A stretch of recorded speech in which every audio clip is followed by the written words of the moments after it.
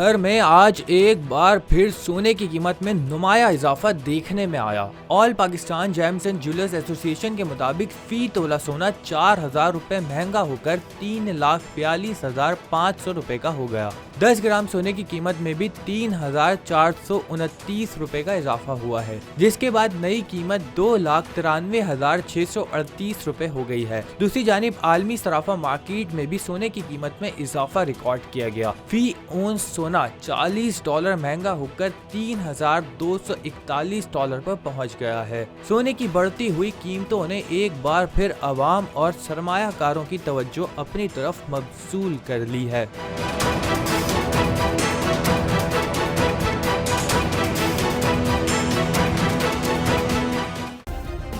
Subscribe करें और bell दबाएं ताकि कोई खबर रह न जाए।